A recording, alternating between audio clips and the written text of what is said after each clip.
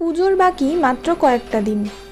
মহালয়ার উপলক্ষে জি বাংলা, স্টার জলসা, কালার্স বাংলা প্রতিটি চ্যানেলই অত্যন্ত জনপ্রিয় অভিনেত্রীদের নিয়ে তৈরি করে চলেছে নিজেদের মহালয়ার পর্ব।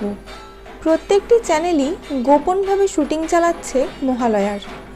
এর মধ্যেই আমরা জেনেছি এই চ্যানেলগুলির মধ্যে কোন কোন অভিনেত্রী মা দুর্গা হচ্ছেন এবং কারাই বা অভিনয় করছেন মা দুর্গার বাকি রূপগুলিতে।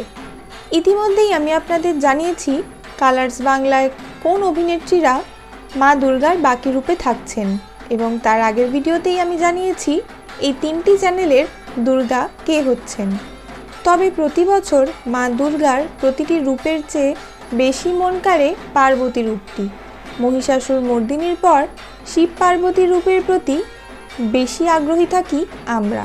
তাই আজকে আমি আপনাদের জানাবো জি বাংলায় কোন অভিনেতা এবং অভিনেত্রী শিব পার্বতী জুটি হয়েছেন। বন্ধুরা, পার্বতী রূপে আমরা দেখতে চলেছি টেলিজগতের ভীষণ জনপ্রিয় নায়িকা শ্বেতা ভট্টাচার্যকে, আর শিব হয়েছে রুবেল দাস।